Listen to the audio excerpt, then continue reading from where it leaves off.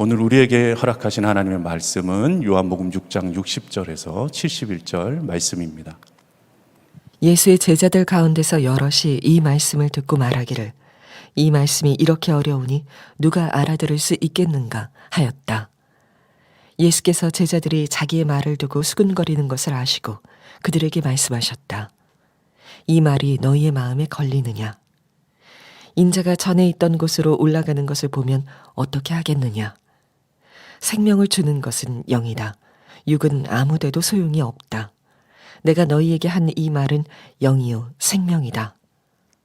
그러나 너희 가운데는 믿지 않는 사람들이 있다. 처음부터 예수께서는 믿지 않는 사람이 누구이며 자기를 넘겨줄 사람이 누구인지를 알고 계셨던 것이다. 예수께서 또 말씀하셨다. 그러므로 내가 너희에게 이르기를 아버지께서 허락하여 주신 사람이 아니고는 아무도 나에게로 올 수 없다고 말한 것이다.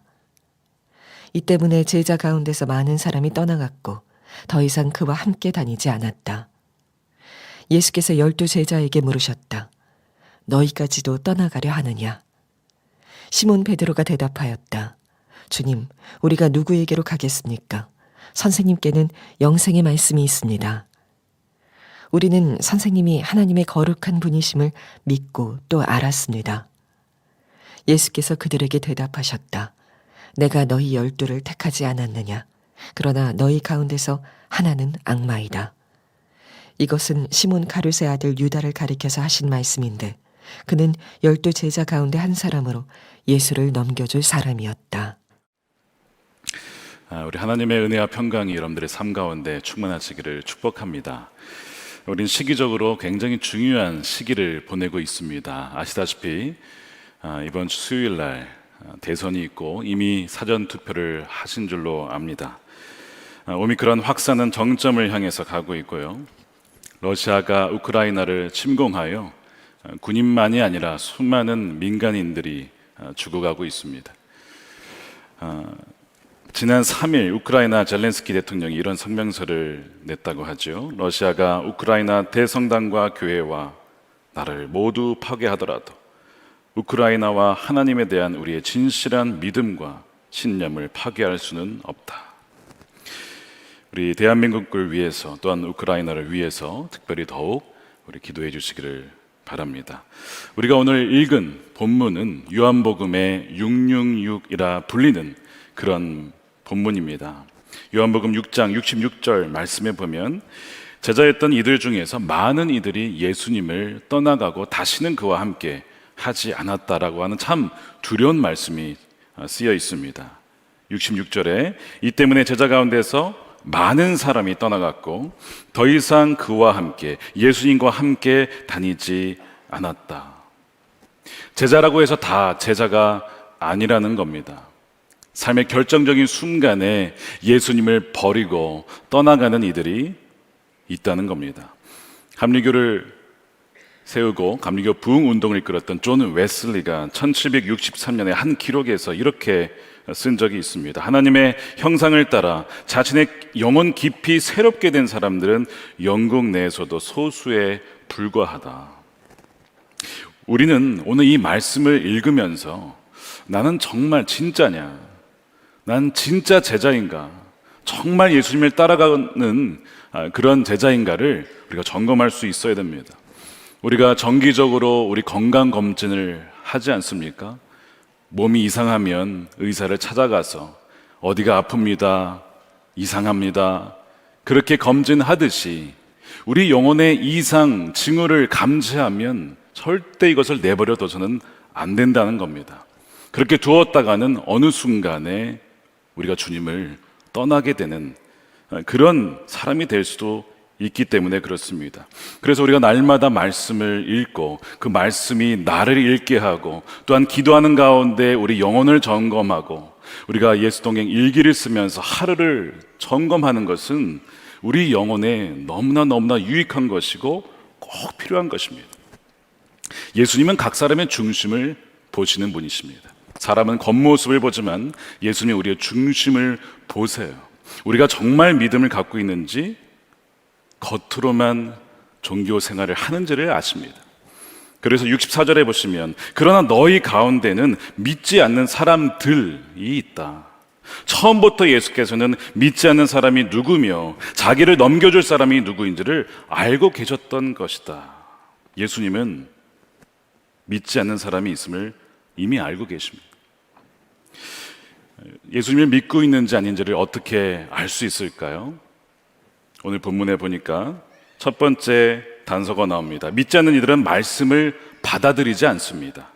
60절에 예수의 제자들 가운데서 여럿이 이 말씀을 듣고 말하기를 이 말씀이 이렇게 어려우니 누가 알아들을 수 있겠는가? 이 어렵다는 말은 단지 이해하기가 어렵다는 것이 아니라 받아들일 수가 없다는 거예요. 소화할 수가 없다는 거예요. 왜냐하면 거듭나지 않았기 때문에, 육적인 존재로 남아있기 때문에 그렇습니다. 그래서 고린도전서 2장 14절에 이런 말씀이 나와요. 그러나 자연에 속한 사람, 즉 거듭나지 않은 사람은 하나님의 영에 속한 일들, 영의 세계의 일들을 알지 못한다는 거죠. 받아들이지 아니한다는 겁니다. 그런 사람에게는 이런 일이 어리석은 일이며 그는 이러한 일들을 이해할 수 없습니다. 이런 일들은 영적으로만 분별되기 때문입니다. 여러분들은 말씀을 이해할 뿐만 아니라 그것을 소화하고 계십니까? 두 번째, 믿지 않는 사람의 특징이 또 나와요.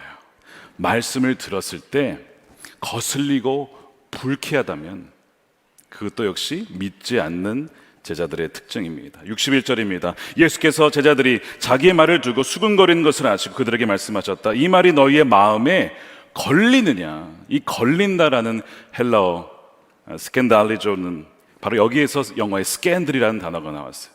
불쾌하다는 거예요. 마음에 굉장히 거리끼다는 거예요. 예를 들면 당신은 죄인입니다. 여러분 기분 어떠십니까? 나쁘십니까? 아니면 저는 죄인입니다. 이렇게 인정하십니까? 믿지 않는 사람들은 불쾌하다는 거예요. 내가 왜 죄인이냐는 거죠. 내가 얼마나 열심히 살아왔고 선하게 살려고 했는데 내가 왜 죄인이야? 또한 당신은 영적으로 죽은 사람입니다. 당신은 죽은 자입니다. 그러면 내가 왜 죽었냐 이거예요. 난 살아있는데 라고 하면서 불쾌한다는 거죠. 여러분들은 그 말씀을 들었을 때 내가 영적으로 죽어있구나, 내가 지금 잠들어 있구나 이렇게 인정하십니까? 아니면 불쾌해 하십니까? 결국 믿지 않는 이들은 예수님을 떠나가게 됐죠. 예수님을 보고도 알아보지 못하고 떠나가는 이런 안타까운 일이 벌어진다는 겁니다. 또 다른 케이스가 있어요.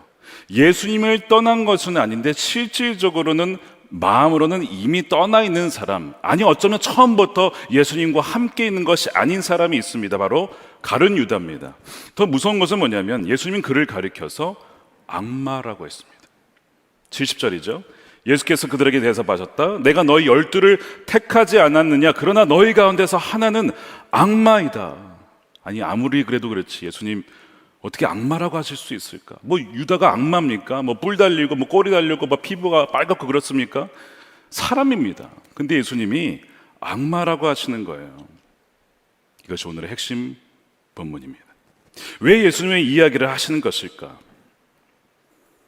예수님은 평범한 사람처럼 보이는 그 사람일지라도 얼마든지 악마 같은 자가 될 수도 있다는 것을 우리에게 경고하시는 거죠.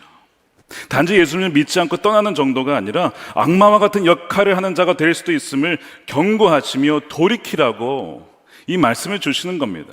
성경을 읽다 보면 사탄이 직접 등장하는 경우는 참 드뭅니다. 예를 들면 뭐 창세기 뱀으로 등장한다거나 아니면 욥기에 직접 하나님께 나타나기도 하죠.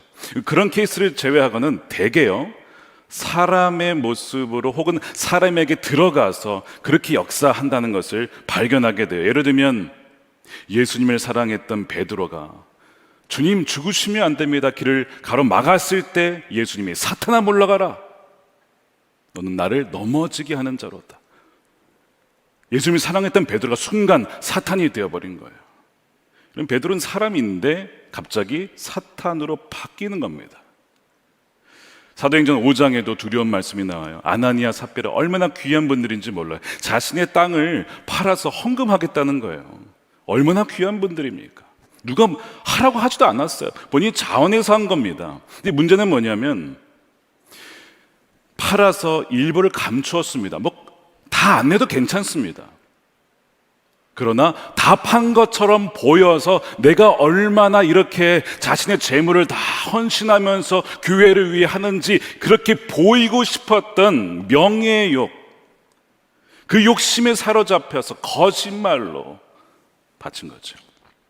그랬더니 베드로가 이렇게 얘기를 합니다.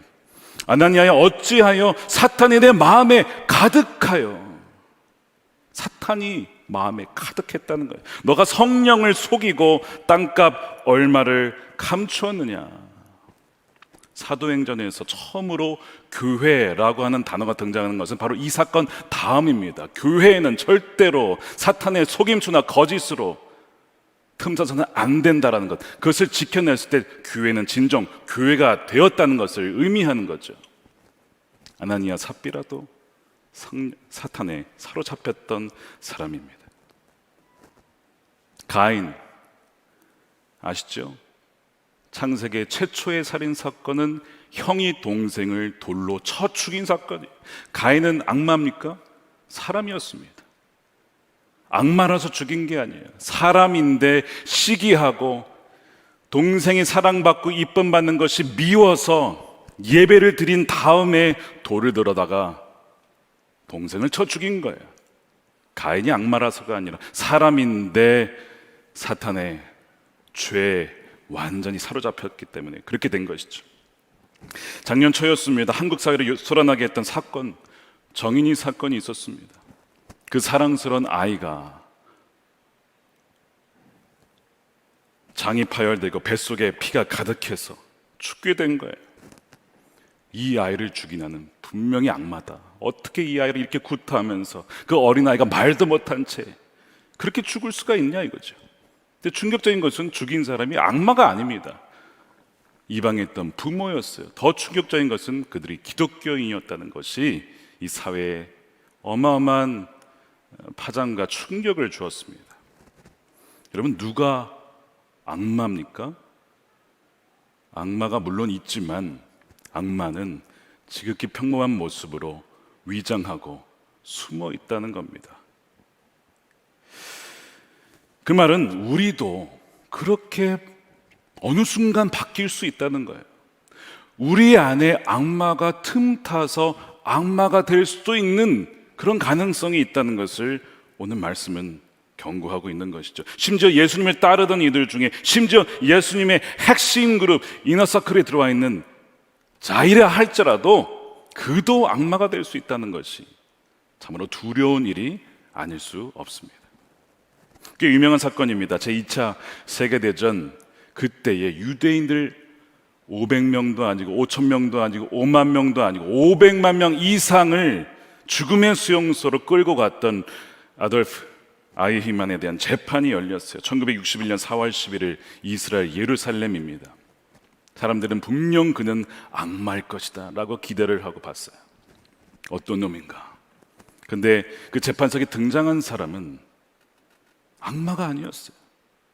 우리가 옆집에서 흔히 볼 수 있는 아주 평범한 얼굴의 아저씨와 같은 모습으로 한 그 아이만을 보면서 많은 사람들이 충격에 빠졌습니다. 악마가 아니었어. 그냥 사람이었어. 그것을 지켜보던 한나 아렌트라는 사람이 그런 얘기를 했어요. 그가 악마라서가 아니라 그는 자신에게 지시되어진 그 악독한 명령에 대해서 비판적으로 생각하지 않고 아무런 생각 없이 그냥 생각할 능력이 없는 그런 평범한 관료였기 때문에 이런 일이 벌어졌다라고 하면서 유명한 말을 남깁니다. 악이란 지극히 평범한 모습과 형태를 지닐 수 있다는 악의 평범성. 악은 지극히 평범한 모습으로 나타날 수 있다는 거죠.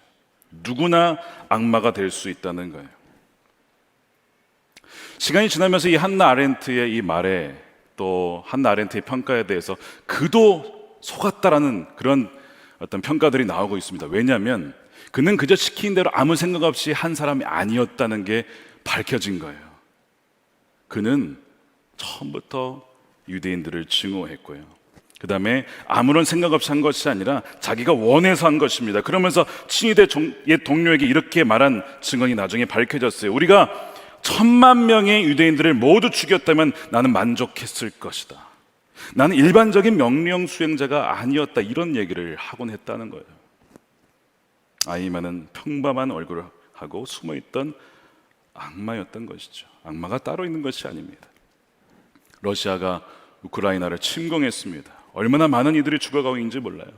자전거를 타던 아이가 쓰러져서 죽습니다. 미사일 파편에 맞아서 죽은 거예요. 엄마 아빠와 장을 보던 여자아이가 미사일 파편에 맞아서 실려갔습니다. 응급실에서 의사들이 살리자면 거기서 눈을 뜨고 그 아이가 죽어버리는 거예요. 이 끔찍한 사건이 어떻게 21세기에 지금 벌어질 수 있을까? 지금 이것이 우크라이나에서 벌어지고 있는 정말 끔찍한 일입니다. 분명히 이런 일을 일으킨 사람은 악마가 분명하겠죠. 분명 그는 악마일 거야. 근데 그는 악마가 아니라 그저 사람입니다. 국내 한 대학에서는요, 그가 유도를 잘해서 명예박사학위를 주었어요. 이런 사람인 줄 알았더라면 명예박사 주었겠습니까? 못 알아본 것이죠. 무서운 겁니다. 악마는 뿔다린 악마가 아니라 지극히 평범한 모습으로 위장해 있고 숨어 있기 때문에 참으로 그것이 두려운 거예요. 가룟 유다나 아이만이나 이들이 태어날 때부터 그랬을까요?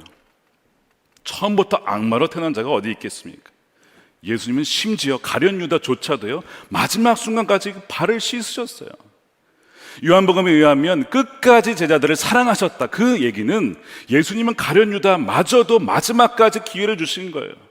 그리고 오늘 이 말씀도 1년 전입니다. 예수님이 돌아가시 1년 전 미리부터 그 얘기를 하신 것은 너가 돌이켜야 된다. 꼭 가룟 유다가 예수님 파는 역할을 해야 했겠습니까?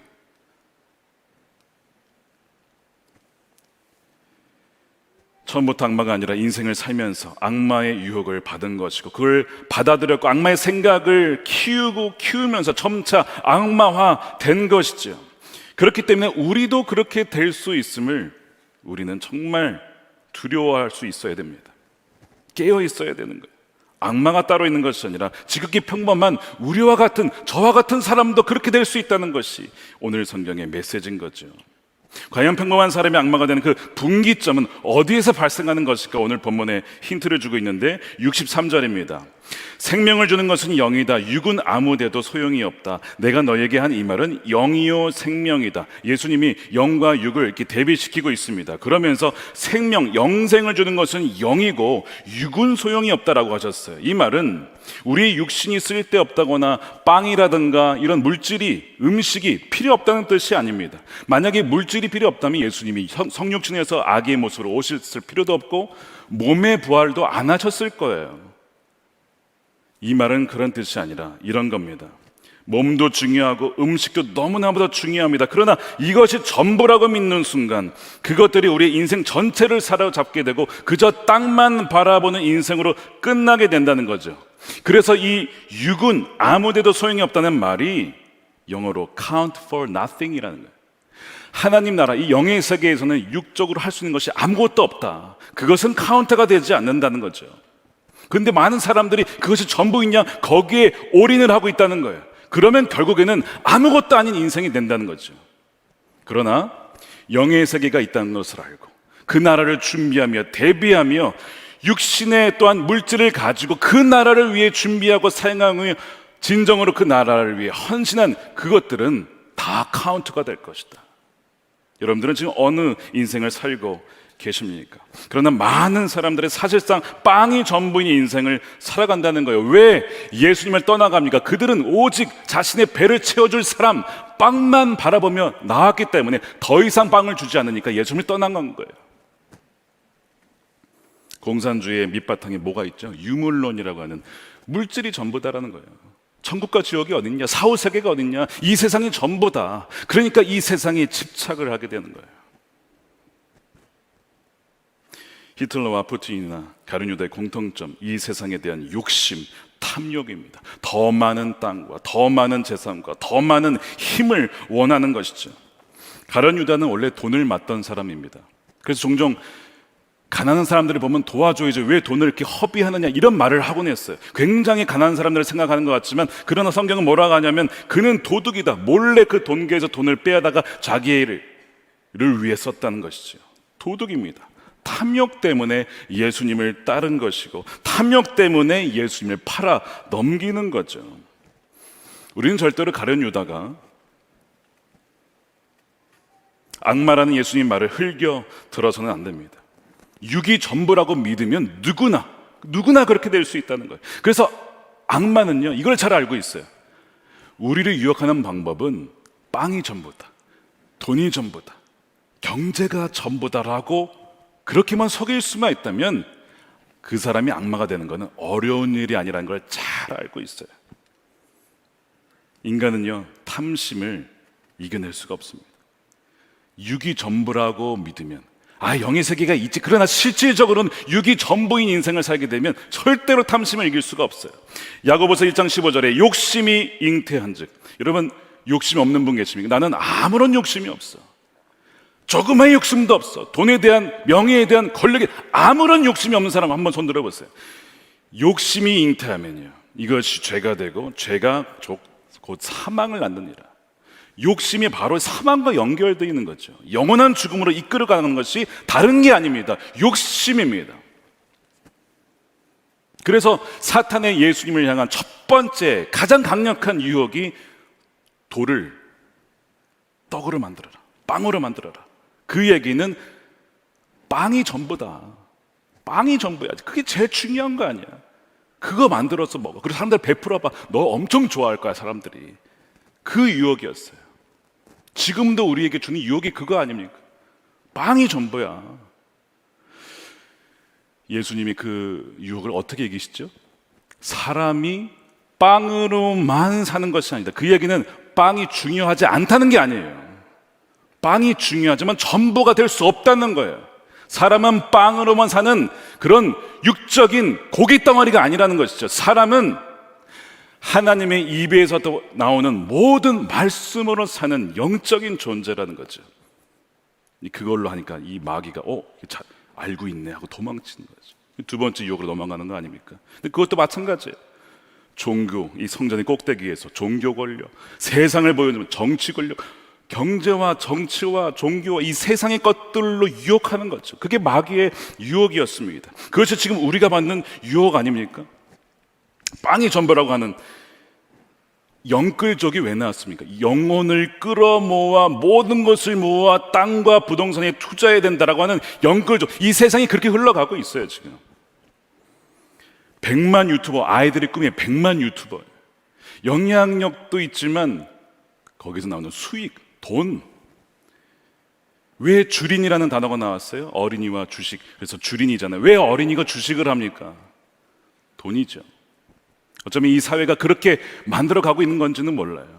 그러나 꿈을 꿔야 되고 정말 진정한 영원한 가치를 품고 나가야 돼. 그 아이들이 오로지 돈에만 매몰되어 있는 이 세상으로 가고 있어요. 누가 그 아이들을 그렇게 만들었을까? 우리 어른들이 아닐까요? 우리가 거기에 지금 완전히 함몰되어 있는 거 아닐까? 욕심에 빠지면 우리 자신을 보지 못합니다. 여러분, 게임을 하다가, 장기를 두다가, 보드게임을 하다가 훈수를 두면 잘하죠. 자기가 하면 잘 안 돼요. 왜 그렇죠? 욕심 때문에 그렇습니다. 이기려는 욕심이면 그 앞수가 안 보입니다. 욕심은 사람의 눈을 가리게 되어 있어요. 자기 자신을 객관적으로 보지 못합니다. 그래서 빵이 전부요, 돈이 전부라고 하는 그 생각이 쌓이고 쌓여서 변하는 겁니다. 누가복음 6장 45절에 선한 사람은 마음에 쌓은 선에서 선을 내고 악한 자는 그 쌓은 악에서, 이게 한순간이 된 것이 아닙니다. 쌓은 악에서 악을 내나니 이는 마음에 가득한 것을 입으로 말함이니라. 우리의 인간의 본성도요, 이 죄에 쉽게 기우는 성향을 타고났습니다. 죄 중에 잉태했다고 했잖아요. 그뿐 아니라 우리의 생각을 통해서 마귀가 계속 악한 욕심의 생각을 넣어줍니다. 그것이 쌓이면서 변해가는 거죠. 그래서 유다가 결국에는요, 예수님을 팔아 넘기는 겁니다. 71절에 시몬 가룟의 아들 유다를 가리켜서 하신 말씀인데, 그는 12제자 가운데 한 사람으로 예수를 넘겨줄 사람. 12장 6절에 그는 도둑이다. 유다가 예수님을 넘긴 것은 탐욕에, 욕심에 눈이 멀었기 때문입니다. 자, 그럼 우리에게 한번 적용해 보면, 우리 중에 예수님을 팔아 넘길 분이 어디 있겠습니까? 나는 예수님을 팔아 넘기겠습니까? 없죠. 아무도 없죠. 근데 이 넘기다라는 말이요, 이런 의미가 있습니다. 팔다, 배신하다, 포기하다. 그러니까 예수님이 어떤 말씀이 있는데, 나에게 좀 손해가 오거나 좀 이것을 지켜내기 어려울 때 우리가 이것을 내려놓는 그런 때가 있죠. 예를 들면 정직하게 무엇을 해야 돼. 근데 정직하게 하면 재정적인 손해가 와요. 여러분 뭘 선택하시겠어요?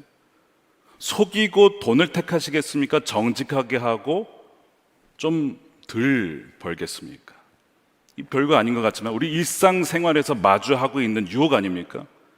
그랬을 때 정직을 포기하고 돈을 택하는 순간 우리는 사실상 예수님을 팔아 넘기는 겁니다. 팔아 넘기는 거예요. 그것이 포기하는 거예요. 기브업이거든요. 이 단어가 기브업하는 거예요. 말씀을 서서히 타협시키는 겁니다. 그렇게 변질되어 가는 거죠. 그래서 영이 아니라 육에 사로잡힌 자의 특징은요, 점차 겉과 속이 달라지기 시작합니다. 옛날에는 말과 행동이 같았는데 가면 갈수록 이것이 벌어지기 시작하는 거예요. 그래서 위선적으로 바뀌는 거죠. 이 위선이라는 단어가 히포크리시, 어떤 의미냐면 배우라는 뜻입니다. 가면을 쓰고, 고대 히랍에서 가면 쓰고 연기하는 사람들, 이것이 이 히포크리트, 위선의 의미예요. 근데 거기에 대해서 전혀 문제가 없다는 거예요.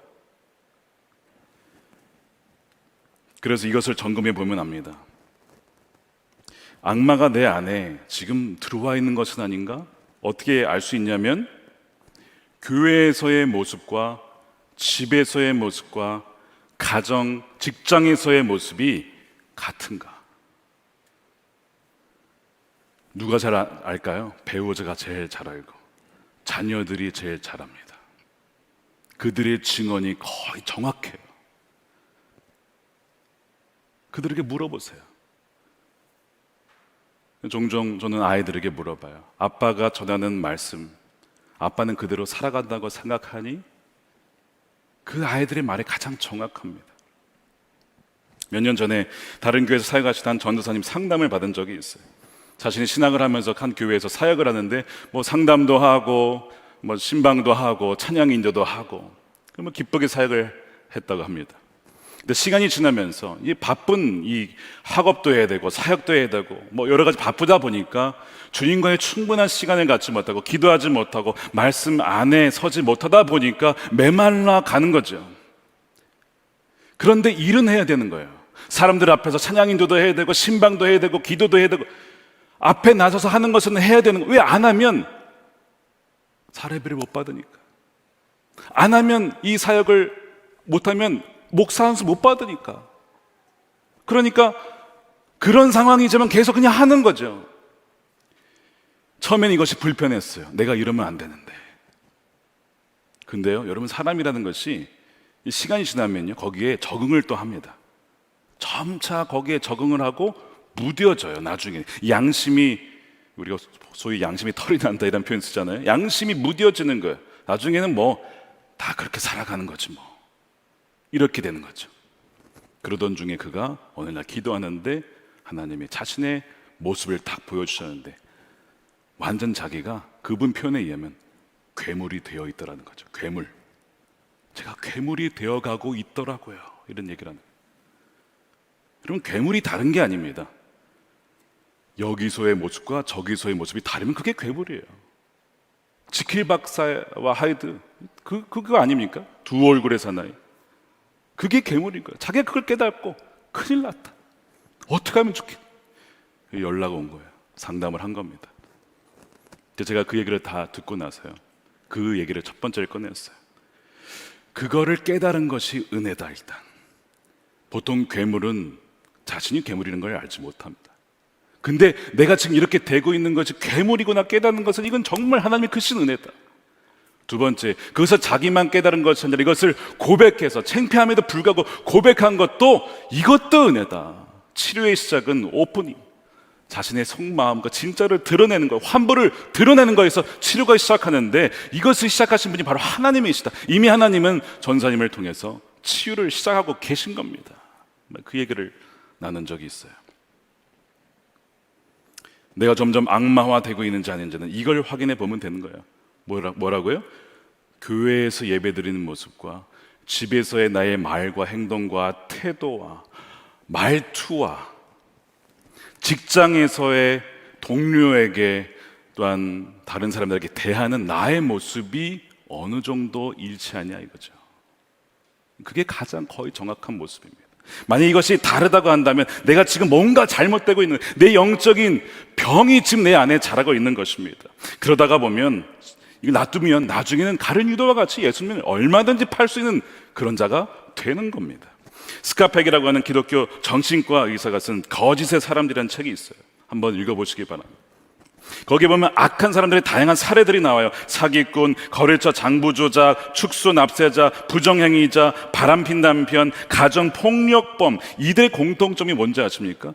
겉으로 보면 멀쩡하다는 거예요. 멀쩡하게 생겼어요. 사회에서 아주 잘 나가는 분들도 많습니다. 전혀 이분들이 이렇게 악한 짓을 행할 것이라는 전혀 느낄 수 없는 사람, 이것이 공통점이라는 거예요. 그러면서 이 의사가 말하기를 이분들의 핵심적인 결함이 무엇인가? 이겁니다. 자신의 죄를 인정하는 것을 거부하는 그 마음에 있다는 것이죠. 그러면서 진짜 악한 사람들은 언제나 감옥 바깥에 있다, 이런 얘기를 했어요. 상징적인 얘기죠. 그러니까 감옥에 있는 사람들이 죄를 지어서 간 것은 맞는데, 그러나 진짜 악한 사람들은 평범한 모습을 하고 바깥에 있다는 거예요. 더 무서운 것은 뭐냐면 이들이 자신의 잘못을 지면하기보다는 다른 사람들을 공격하면서 악을 퇴치하려 하는 데 있다는 거예요. 그러니까 야, 저 사람이 악을 없애기 위해서 전면에 나서니까 아, 저 사람은 정말 선한 사람, 이렇게 생각하게 만든다는 거예요. 문제는 악의 소재지가 바깥에 있는 것이 아니라 자신 안에 있다는 것은 그들은 보지 못한다는 것이 가장 큰 문제다라는 거죠. 내로남불이 되는 거예요. 자신의 안에 있는 걸 보지 못하고 나 바깥쪽에 있는 것만 악을 퇴치하자고 하니까 자신은 전혀 모르는 거예요. 그래서 그분이 얘기하는 것은 뭐냐면 자기 자신 속의 질병부터 막아야만 한다. 그들은 빛을 싫어한다는 거예요. 자신의 진짜 모습이 드러날까봐. 그 빛은 자신의 실체를, 기만을 들춰내기 때문에 진리의 빛을 죽도록 싫어한다는 겁니다. 이것이 거짓의 사람들의 특징이라는 거예요. 이것이 악의 기만성이죠. 은밀성이죠. 동시에 평범성이죠. 그래서 우리가 우리 자신의 실체를 건강하게 드러내는 것은 너무나 중요한 거예요. 우리가 서로 우리의 연약함을 고백하는 속회에서, 그룹에서, 일기를 통해서, 배우자와의 대화를 통해서, 가정예배 아이들과의 대화를 통해서, 부모도 실수하고 연약할 때가 있잖아요. 아이들에게도 그렇게 고백하고, 그것이 얼마나 건강한 건지 몰라요. 우리 안에 심겨진 악의 씨앗, 악마의 생각들을 발견했을 때마다 떨쳐내야 됩니다. 날마다 씻어내야 됩니다. 그것이 악마화되지 않는 길이에요. 지난 월요일 저녁에 장로 부부 수련회가 있었습니다. 미리 장로님들께서 궁금한 것들을 이렇게 질문하셔서 저와 아내가 이제 청문회는 아닌데 약간 그런 형태로 대화하는 시간을 좀 가졌습니다. 즉석 질문도 받았고요. 즉석 질문 중에 하나가 이거였습니다. 한 장로님께서 이런 질문을 하셨어요. 목사님, 유기성 목사님은 말씀과 삶이 일치해서 그 메시지에 힘이 있고 감동이 참 되었었습니다. 목사님도 그렇게 하실 계획이십니까? 저도 그럴 계획입니다. 라고 답변하고 싶었지만 감히 제가 어떻게 유 목사님과 비교를 하겠습니까? 이렇게 답변했습니다. 저는 완벽한 사람이 아닙니다.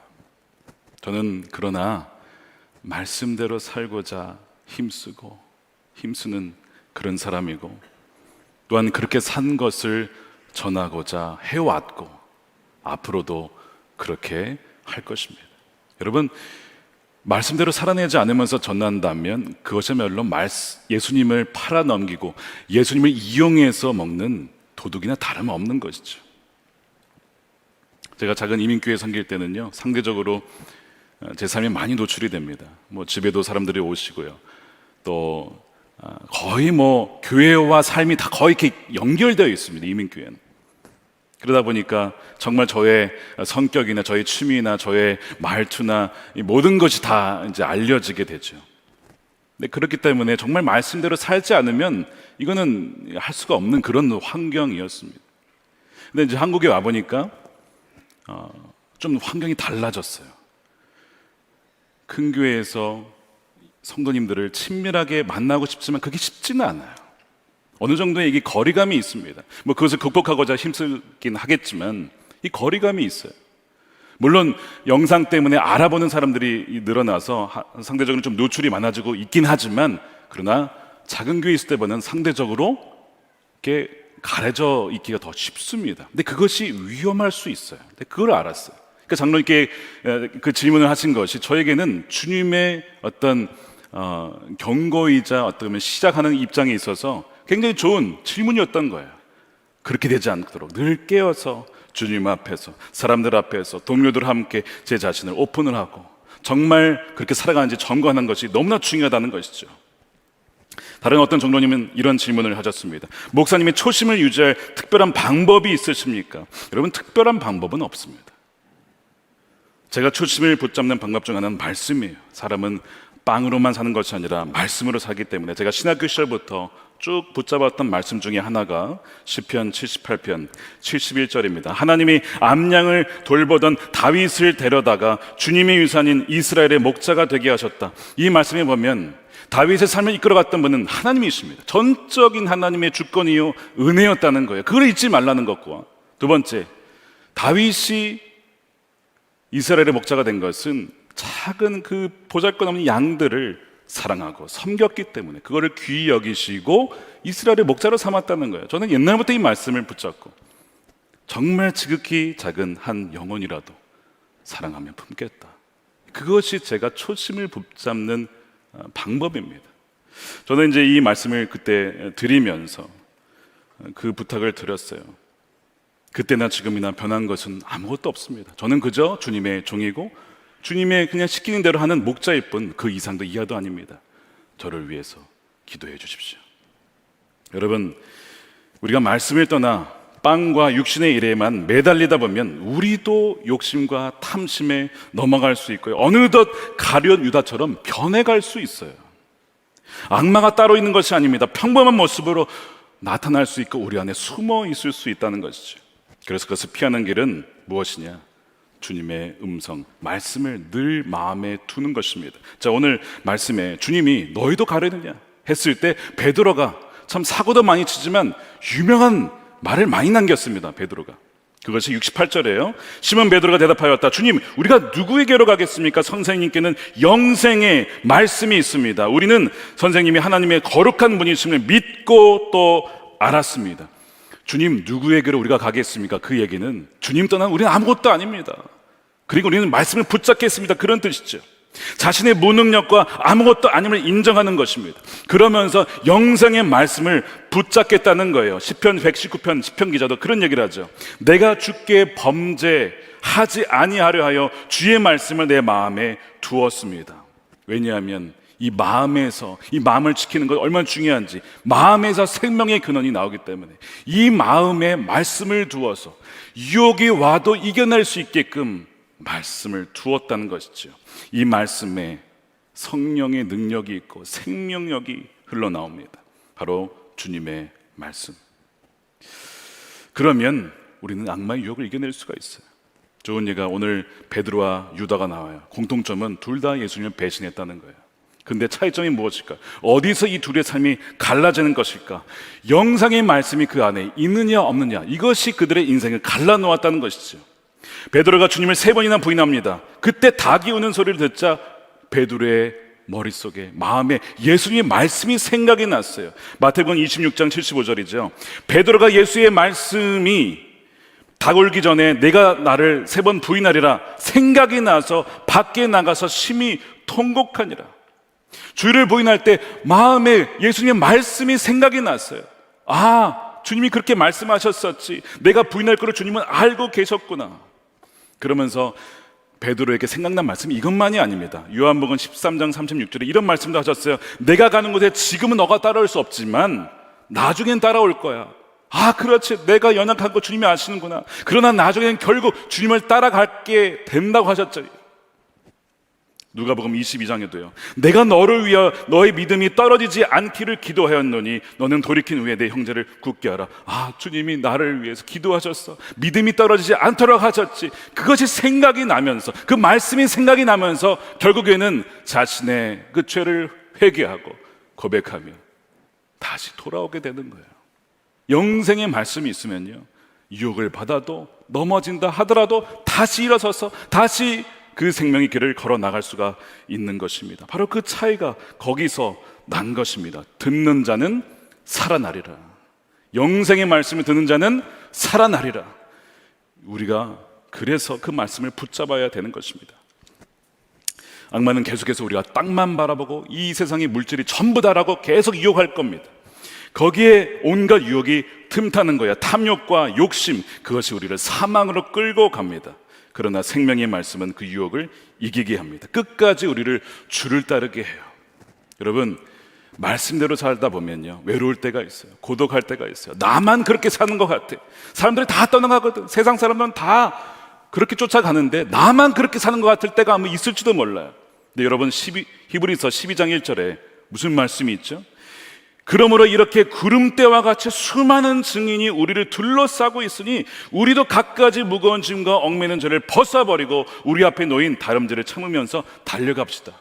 어마어마하게 많은 우리의 믿음의 선조들이 있어요. 믿음의 경주를 완주한 선조들이 저와 여러분을 둘러싸고 응원하고 있는 거예요. 허다한 증인들이 있어요.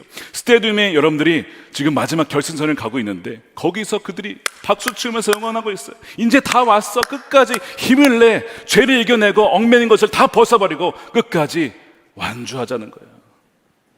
이런 응원이 있다는 걸 여러분 기억하십시오. 무엇보다 우리 주님이 저와 여러분들과 늘 세상 끝날까지 함께하리라 하였잖아요.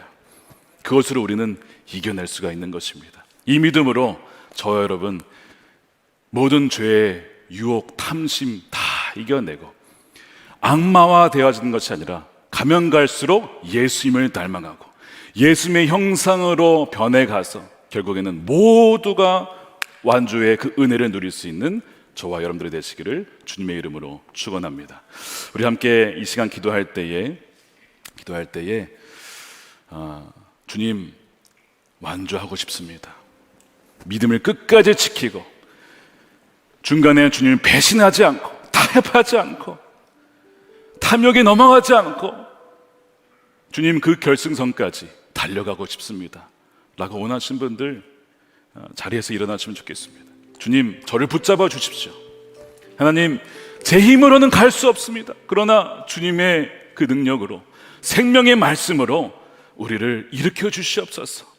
우리 그것을 위해서 함께 기도하실 때 우리의 연약함, 회개, 우리 죄를 다 회개하면서 주 예수 그리스도의 보혈로 정결케 하여 주시고 다시 새로운 마음으로 결승선을 향하여 달려나갈 수 있는 우리가 되게 해달라고 여러분 기도하시고요. 우크라이나를 위해서 수많은 피난민들을 위해서 기도하십시다. 우리가 아마 돌아온 금요일 날 그들을 위한 헌금을 할 겁니다. 그들에게 필요한 것들 먹이시고 입히시고 도우시는 하나님, 그래 오히려 하나님의 살아계심을 온 세계가 볼 수 있는 악을 선으로 바꾸시는 계기가 되게 해달라고 이 두 가지 놓고 함께 기도하도록 하겠습니다. 하나님 감사합니다. 그렇습니다. 주님 아버지, 우리가 바로 그런 아버지 죄인입니다. 우리도 얼마든지 가는 유다와 같이 아버지 하나님 악의 속삭임에 넘어가서 결국에는 주님을 파는 그런 자들이 될 수도 있음을 아버지 우리가 깨닫게 하여 주셨습니다. 아버지 하나님, 이 시간 우리의 모든 죄를 지금 고백합니다. 욕심과 탐욕과 명예와 권력과 그 모든 것에 대한 마음이 빼앗겨서 살았다는 것을 이 시간 회개하오니 주 예수 그리스도의 십자가의 보혈로 우리를 정결케 하여 주시고 거룩케 하시는 성령을 부어주시고 우리를 성령으로 충만케 하여 주옵소서.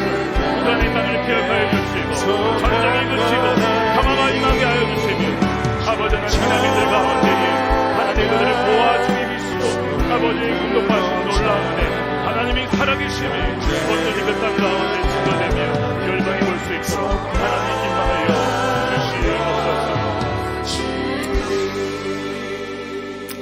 하나님 감사합니다. 하나님, 우리는 너무나 연약해서 세상을 살다 보면 세상의 정욕과 또 하나님 이생의 그 자랑에 하나님 우리가 휩싸이고 또한 넘어갈 때가 얼마나 많은지 모릅니다.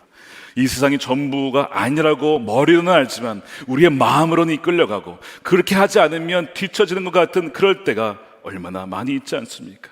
그러나 오늘 분명히 말씀하십니다. 사람이 빵으로만 살 것이 아니라고, 하나님의 입에서 나오는 모든 말씀으로 살 것이라고 했습니다. 영생의 말씀이 여기 있으니 우리가 어디로 가오리까? 주님, 이 고백이 우리의 고백이 되게 하여 주소서. 하나님, 그리하여서 마귀의 속삭임과 유혹을 떨쳐버리고 우리를 믿음의 경주에서 이탈하게 하고 끝까지 가지 못하게 하는 모든 얽매이는 죄를 벗어버리고 우리의 맡겨주신 믿음의 경주를 모두가 다 완주할 수 있는 그 신 은혜 허락하여 주시옵소서. 아버지 하나님, 우크라이나 땅을 주여 긍휼히 여겨주시고 전쟁이 속히 그치게 하여 주시며 모든 악한 시도가 그쳐지게 하여 주시고 그들의 피난민들과 그 나라의 백성들을 하나님 지켜주시고 보호하여 주시며 그들의 필요한 모든 것을 채워주시며, 또한 이때에 우리 온 지구상의 교회가 연합하여 그 나라를 위해서 기도하며 그 나라를 위해서 도우며 섬길 때에 하나님의 살아계심이 분명히 그 땅 가운데 우크라이나와 러시아와 온 열방에 하나님 드러날 수 있는, 정말 역전승의 하나님, 모든 악을 선으로 바꾸시는 그 하나님이 드러나는 영광의 아버지 때가 되게 하여 주시옵소서. 아버지 하나님, 귀한 것으로 우리 삶에 늘 먹여주시는 주님께 감사를 드리며 이 시간에 구별하여서 11조로 감사헌금으로 건축헌금으로 구제헌금으로 또한 건축헌금을 올려드리오니 주님께서 귀한 예물을 받아주시고 하나님, 예물만이 아니라 우리의 영혼 전체와 삶 전체를 사용하여 주셔서 하나님 나라 위하여 귀하게 쓰임받는 모든 인생 되게 하여 주시옵소서. 특별히 이 나라를 기억하여 주시고 대선을 앞두고 하나님을 경외하며 백성들의 진심을 사랑하며 투명하고 정직하며 공의로운 하나님 지도자가 세워지게 하여 주시고 나라가 하나 되게 하여 주시고 남과 북이 통일되어서 주님 다시 오는 그날까지 열방을 향하여서 뻗어나갈 수 있는 주님의 귀한 백성들이 다 되게 하여 주시옵소서. 하나님 감사합니다. 이 모든 역사를 이루실 주님을 찬양합니다. 하나님, 모든 영광 주께 올려드리며 이 모든 말씀 우리 주 예수 그리스도의 이름으로 기도드립니다. 아멘. 우리 찬양하겠습니다. 세상 유혹 시험이 함께 찬양하겠습니다.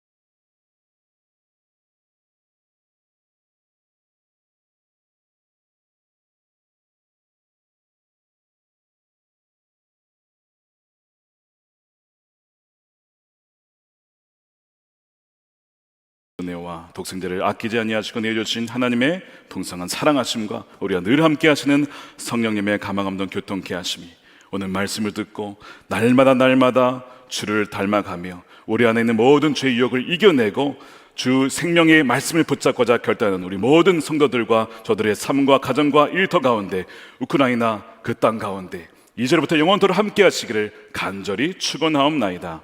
아멘.